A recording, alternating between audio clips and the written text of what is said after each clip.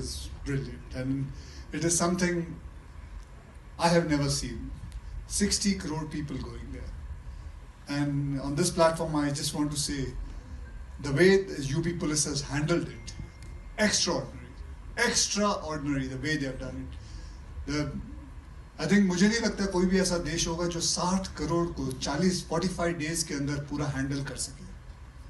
I think hats off to them. The way everybody were moving there. उस वक्त जिस दिन मैं गया था उस दिन करीबन मंडे का दिन था, करीबन 4 से 4.5 करोड़ आए थे लोग, शायद उतने ही कुछ होंगे, लेकिन जस्ट सब अपने आप चल रहा है, प्यार से चल रहा है, बढ़िया है. So my experience was very very good. And और आपका एक और क्वेश्चन था, क्या था?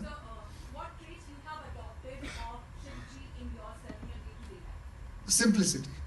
That's the only trait. I mean, I have always been like that, and living life in a very simple way.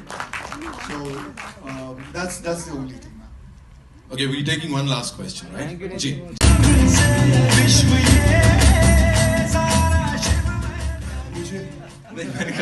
मुझे मालूम है, प्रश्न लेके आए थे, पूछ लीजिए. मैंने कहा था, मना किया था, पूछ ले.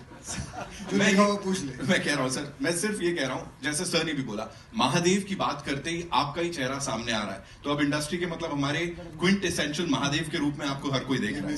ये मेरी किस्मत ही है, बहुत अच्छी किस्मत है जो मुझे मौका मिल जाता है.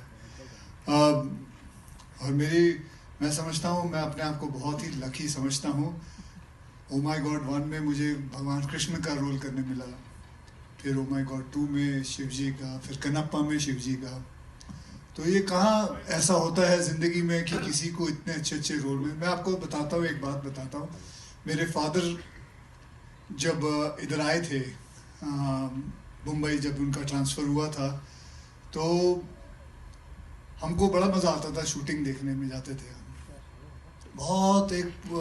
मैं बात कर रहा हूँ 1970 की. तो मेरे फादर खड़े हुए थे, शूटिंग देख रहे थे. तो एक आदमी आता है, उनको कहता है कि भाई साहब एक्टिंग करोगे? हाँ जी, हाँ. He was shocked. ऐसे मेरे फादर बहुत 6 फुट 1 इंच के, बहुत tall. He was a wrestler, army में काम करते थे. तो बोला चलो आ जाओ.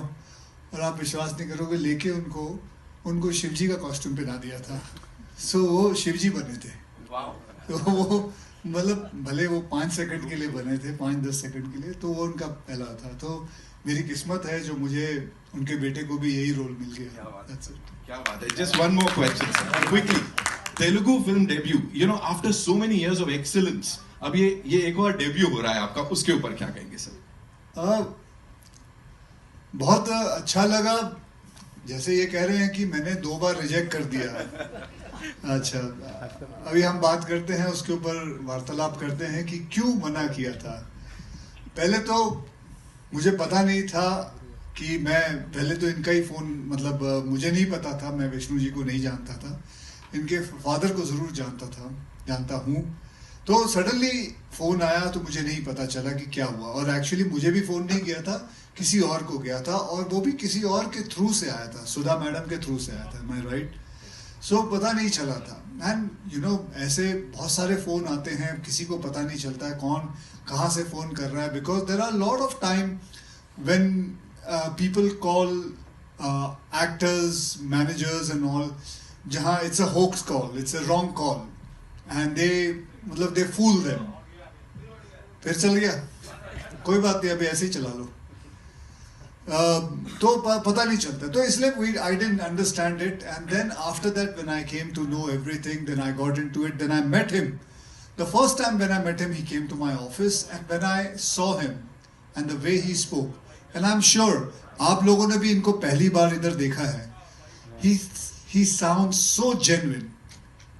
So genuine. मैं नहीं जानता था इनको. मैं जब इनको पहली बार मिला, इन्होंने जिस हिसाब से बात की, और अभी भी मैं वही देख रहा था. मैं बैठा हुआ था, इनको मैं देख रहा था. मुझे हिंदी नहीं आती बराबर, मैं हैदराबादी हिंदी के हिसाब से बात करता हूँ, but the way he says it, the way he talks, he is completely a genuine man. He's a genuine producer. He's a genuine actor. And that is what leads it forward. Then after that, I didn't have to ask him the whole script or anything. I just went with the flow. And that's it. And that's how I came into the film. That's it. Thank you so much, sir, for sharing all of that. I know you have a lot of